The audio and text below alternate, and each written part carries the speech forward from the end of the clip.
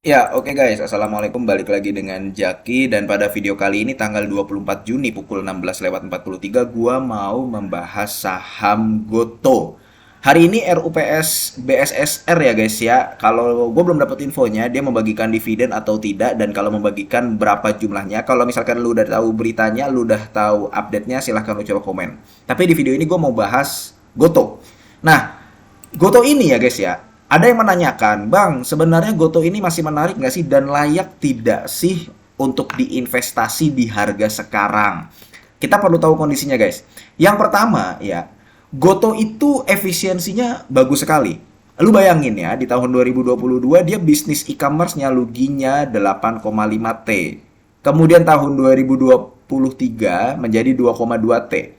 Kemudian sekarang sudah menjadi 500 M dan bukan rugi tapi untung. Ini masih di bisnis e-commerce-nya, di segmen operasi e-commerce-nya. Dan seharusnya ya ini bisa meningkat seiring Tokopedia-nya dilepas ke ByteDance TikTok itu, dan Tokopedia-nya sendiri melakukan efisiensi dengan PHK massal. Seharusnya itu masih bisa meningkat ya. Kemudian di on demand service-nya, dia tadinya mengalami rugi usaha sebanyak 7,8 triliun di tahun 2022. Tahun 2023 ruginya jadi 1,5 T. Ya. Kemudian sekarang masih rugi per kuartal 4 2020, per kuartal 1 2024. Cuman ruginya sekarang menjadi 54 miliar. Overall memang Goto ini masih rugi sebanyak 900 miliar. Cuman untuk bisnis on demand sama e-commerce-nya itu sudah ada perkembangan. Bahkan di teknologi keuangannya yang tadinya rugi 4,5 triliun jadi 2,3 triliun. Jadi sekarang 400 miliar. Masih rugi, tapi perkembangannya luar biasa. Jadi sebenarnya ya poin pertama ya, efisiensi Goto bagus bagus sekali. Kalau dikatakan kita parameternya ke efisiensi itu bagus. Itu sangat bagus ya ngelihat. Dalam waktu sekitar 2 tahun dia bisa melakukan efisiensi dengan nominal sebesar itu. Nah, itu poin pertama. Yang kedua, Goto kecil sekali kemungkinan masuk papan pemantauan khusus dan kena FCA. Sangat kecil sekali. Kenapa? Goto ini transaksinya rame. Bahkan kalau misalkan lu lihat di RTI ya, dia biasanya masuk ke top 10 itu transaksi yang paling besar.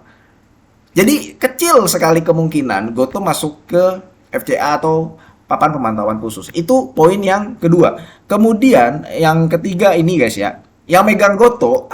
Nah ini guys, yang megang Goto ini biasanya, gue nggak bilang semuanya ya guys, tapi kebanyakan memang retail. Betul, saham beredarnya sudah banyak di masyarakat, retail.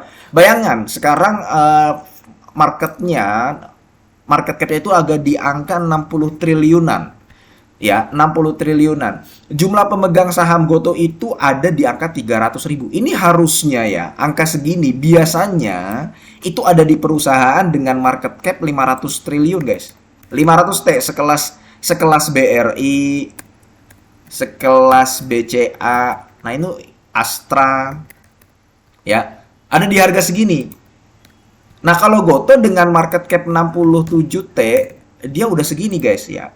Jadi sebenarnya kalau kita lihat dari, dan rata-rata guys ya, kebanyakan, gue nggak bilang semuanya, kebanyakan yang beli saham Goto ini nggak terlalu paham fundamentalnya, ya.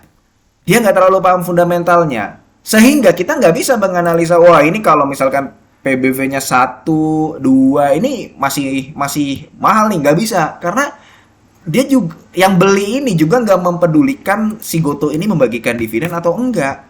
Jadi kita nggak bisa menganalisa dari sisi itu gitu loh. Nah, yang keempat ya, yang keempat. Tadinya ada info Goto mau melakukan reverse stock. Ya, kalau misalkan melakukan reverse stock nih guys, tapi ternyata hoax nih guys, waktu tahun 2023 tadinya mau reverse stock ke angka 450 guys ya. Nah gini guys, gua kasih tahu. Kalau misalkan dia ke angka 450, misalkan dia turun ke angka gocap, kemudian reverse stock jadi angka 450. Gua malah yakin bahwa ketika dia ke 450, dia bisa turun lagi nih. ke angka gocap. Jadi udah ke gocap, reverse stock ke 450 bisa turun lagi gitu ke angka 200 atau 100 atau gocap. Gue malah yakin seperti itu. Cuman ternyata itu hoax. Jadi tidak ada reverse stock ya, tidak ada reverse stock Goto. Ya, waktu tahun 2023 itu udah dipastikan dan sudah dikonfirmasi oleh BI itu adalah hoax ya. Itu. Kemudian yang kelima ya, Goto mau buyback. Nah, jadi berangkat dari 5 kondisi ini, gue merasa bahwa harga Goto di angka 51 perak per lembar itu udah hampir nggak mungkin turun lagi. Udah dia kecil kemungkinan masuk FCA, ya berarti kan kecil kemungkinan juga harganya turun di bawah gocap. Dia nggak ada reverse stock juga, berarti kecil kemungkinan juga dia harganya makin turun. Ya kan, market cap-nya makin turun lagi, kecil kemungkinan ya tetap aja bertahan di angka 67T itu gitu loh. Nah, jadi gue merasa bahwa ada potensi cuan di saham Goto ini. Gitulah guys. Entah berapa, entah 5% kah, entah 10%. Yang jelas lu memang udah berada di saham yang low risk gitu loh guys. Cuman sekali lagi, meskipun ini saham low risk, gua masih menyampaikan bahwa Goto ini sebenarnya belum mencatatkan keuntungan. Artinya kalau misalkan lu memang mau masuk ya, lu mau masuk, nggak usah banyak-banyak. Paling hanya sekitar 5 sampai maksimal 10% dari portofolio. Gitu guys.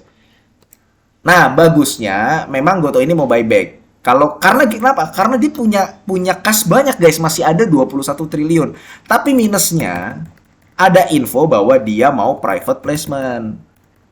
Nah, berarti ini kan nanti akan terdelusi guys. Dia mau private placement kalau nggak salah 120 miliar lembar saham. Sahamnya Goto sendiri itu sekarang ada 1,2 triliun. Ya, jadi pasti akan terdelusi. Itu minusnya di situ. Cuman gini guys, mau bagaimanapun ya, Goto ini secara perusahaan. Nih guys, gua kasih tahu. Goto ini secara perusahaan penyakitnya cuman ada di bebannya. Ini penyakit utamanya Goto. Dan memang secara proses kita ngelihat prosesnya berdasarkan angka ini ya, berdasarkan angka di laporan keuangannya. Bebannya itu sedikit demi sedikit dikurangi. Jadi ada perusahaan yang penyakitnya di hutang, kayak apa ya? Kayak GIAA, kayak WSKT, ya, dan lain-lainnya. Adikarya misalkan. Dan lain-lain lah. Penyakitnya di hutang. Kalau Goto hutangnya nggak besar.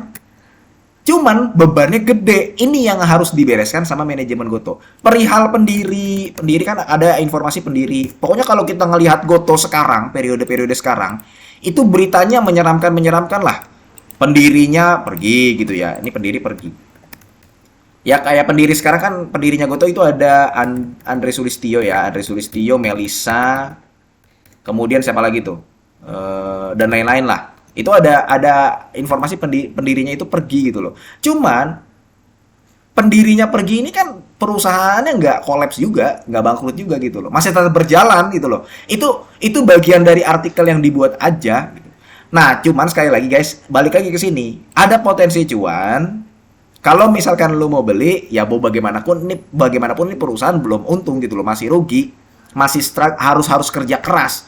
Makanya kalau lu mau beli, ya belinya hanya sekitar 5-10% aja. Itu strateginya guys. Cuman memang perusahaan ini atau saham ini lebih tepatnya ya, saham Goto ini secara risiko kalau dilihat dari fakta-fakta ini, dari kondisi-kondisi ini sangat low risk kayak gitu guys. Mudah-mudahan video ini bermanfaat dan semoga lu sehat selalu sehingga kita bisa bertemu kembali di video-video selanjutnya. Ini bukan ajakan jual beli ya guys ya. Gua akhiri, wassalamualaikum warahmatullahi wabarakatuh.